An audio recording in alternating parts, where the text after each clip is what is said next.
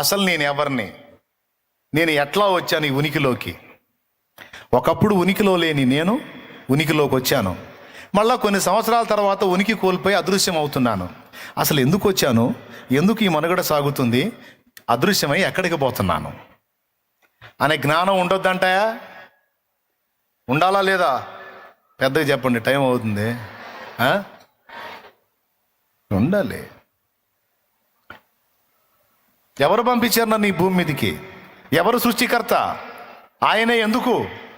ఆయన నా కోసం ఏం చేశాడు, ఏం దాచాడు, ఏం చేయబోతున్నాడు, నన్నేం చేయమంటున్నాడు, నా కోసం ఏం సిద్ధపరిచాడు, నన్ను ఏమి ఆర్జించమని బోధిస్తున్నాడు అనే విషయాలను గూర్చిన జ్ఞానం ఎట్టి పరిస్థితుల్లో మనకి అవసరం. అది శ్రేష్టమైనది.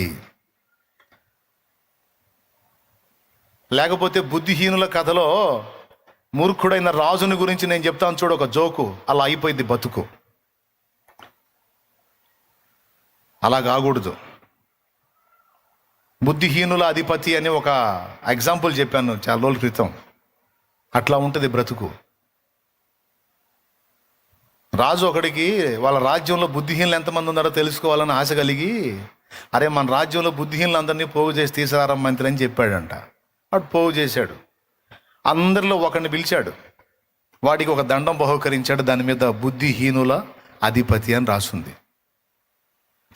అంటే తెలివి తక్కువ వాళ్ళ నాయకుడు అని రాస్తుంది. ఆ దండం వాడికి ఇచ్చాడు. ఎందుకంటే వాడు ఏదన్నా చెప్పు, అంతా దేవుడే సార్, అంతా దేవుడే, అంతా దేవుడే, అంతా దేవుడే అంటున్నాడు. రెండో మాట మాట్లాడట్లా.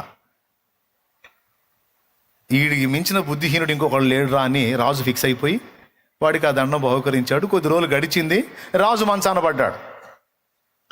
రాజుకి ఏదో జబ్బు వచ్చింది, ఎవరికైనా వచ్చిద్దిగా, మరి వయసు మీద పడినప్పుడు, సాగు దగ్గరికి వచ్చినప్పుడు జబ్బు వచ్చింది, మంచాన పడ్డాడు.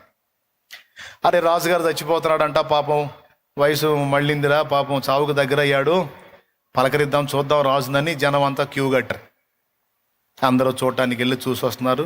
ప్రజాభిమానం కదా, వాళ్ళు కూడా అడ్డగించకుండా రాజును చూడనిస్తున్నారు. ఈడు కూడా పోయాడు. ఈ బుద్ధిహీనుల అధిపతి అనే దండం తీసుకున్నాడు కూడా పోయాడు, రాజు దగ్గరకు పోయాడు. ఆ స్థితిలో ఉండి కూడా రాజు వీడిని చూసి నవ్వాడు. ఏరా నువ్వు వచ్చావా అన్నాడంట. వచ్చాను సార్, వచ్చాను. ఏంది జనం ఏందో అనుకుంటున్నారు ఏంది అన్నాడు. ఏమనుకుంటున్నారా అని అడిగాడు. ఏంది నువ్వు ఆడికి వెళ్తున్నావు అంటగా అన్నాడు. నేను వెళ్ళేది ఏందిరా, ఎవడైనా వెళ్ళాల్సిందే అన్నాడు. యాడికి వెళ్తున్నావు అంటే చనిపోతున్నాను రా. చనిపోవాలి కదా. చనిపోతున్నాను. పోయేది ఖాయమేనా అన్నాడు. ఎవరికైనా తప్పదురా, ఖాయమే అన్నాడు. పోవటం ఖాయమే? ఖాయమే. సరేలే కానీ యాడికి వెళ్తున్నావు అన్నాడు. యాడికి వెళ్తున్నావు? పోయేది ఖాయం అన్నావు కదా, ఎక్కడికి పోతున్నావు అని అడిగాడు. రాజుకు సౌండ్ లేదు. రాజుకు సౌండ్ లేదు. ఎక్కడికి పోయేది ఏముంది, అందరూ ఆడికి పోతున్నారు, నేను ఆడికే అన్నాడు. అందరూ ఆడికి పోయారు, తెలియదురా అన్నాడు. పోయేది ఖాయమేగా? ఖాయమే, ఎవరికేం తప్పదు. మరి ప్రయాణం ఖాయమైనప్పుడు ఎక్కడికి పోవాలో తెలుసుకునే పని లేదా అన్నాడు. ప్రయాణం ఖాయమైనప్పుడు పోవలసిన స్థలం ఏదో తెలుసుకోనోడిని ఏమంటారు రాజా అన్నాడు. రేపొద్దున నాకు ఇప్పుడు నేను ప్రయాణం చేయాలి, నేనేమని చెప్పా? చెన్నై అని చెప్పాను నేను. అట్లా కాకుండా నేను ప్రయాణం చేయాలి, ఎటో పోవాలి అన్నాను అనుకో, పాష గారు ఏంది పాపు అని అనుకుంటారు. ఎటో పోవాలేంది, అడ్రస్ ఏది? ప్రయాణం ఖాయమేనా? ఖాయమే అన్నావు, గట్టిగా చెప్తున్నావు ఖాయమని, ఎవడికేం తప్పదన్నావు. అంత ముఖ్యమైనప్పుడు, అంత ముఖ్యమైన ప్రయాణం అయినప్పుడు గమ్యం ఏంటో తెలుసుకునే పని లేదా రాజా అన్నాడు. తెలుసుకోలేదురా అన్నాడు. సరే మళ్ళీ ఎప్పుడు వస్తావు అన్నాడు.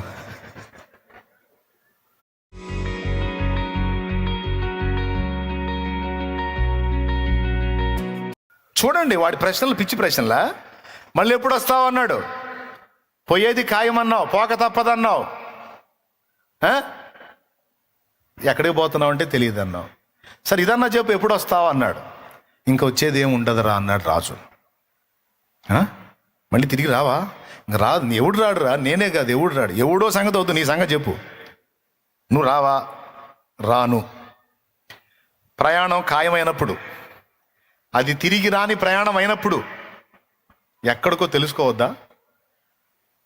తెలుసుకోవాలా లేదా?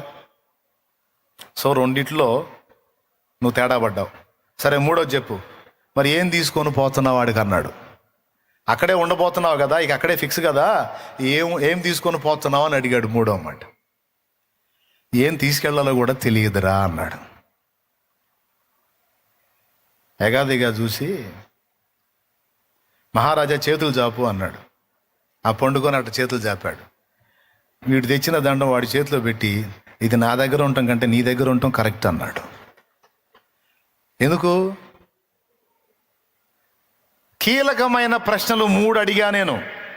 ప్రతి మానవుడు భూమి మీద పుట్టిన ప్రతి ఒక్కడు వేసుకోవాల్సిన ప్రశ్నలు అవి. కుర్రోడు లేదు, ముసలోడు లేదు, కుర్రమ్మాయి లేదు, ముసలమ్మాయి లేదు, ఎవరైనా సరే మొత్తం వేసుకోవాల్సిన ప్రశ్నలు అవి. ఏమిటో తెలుసా? ఎక్కడి నుండి వచ్చానో, ఎక్కడికి వెళ్తున్నాను, నా గమ్యం ఏంటి, నేను ఎలా సిద్ధపడాలి అనే విషయాలు తెలుసుకోకపోతే ఎట్లా? వాడికన్నా సోదోడు ఇంకొకడు ఉంటాడా? ప్రయాణం ఖాయమైనప్పుడు గమ్యం తెలుసుకోవాలి, ఆడికి పోవాలో. నీకు తెలుసా మహారాజా? నాకు తెలుసు. ఎక్కడి నుండి నేను వచ్చానో నాకు తెలుసు. చచ్చి రేపు ఎక్కడికి వెళ్తానో నాకు తెలుసు. దానికోసం ఎలా సిద్ధపడాలో కూడా నాకు తెలుసు. బుద్ధిహీనుడా, నువ్వు బుద్ధిహీనుడివై నన్ను బుద్ధిహీనుడు అధిపతి అని అన్నావు. నేను కాదు, నేను సిద్ధపడ్డా. నా ఉనికికి కారణం దేవుడు, నా గమనానికి కారణం దేవుడు. రేపు నేను చస్తే వెళ్ళి కలుసుకోబోతుంది దేవుణ్ణి. నేను దేవుని దగ్గర ఉండబోతున్నాను కనుక భూమి మీద నా జీవితాన్ని దేవునికి అనుగుణ్యంగా సిద్ధపరచుకొని బ్రతికాను. ఇప్పుడు నేను చస్తే వెళ్ళి దేవుని దగ్గర ఉంటాను.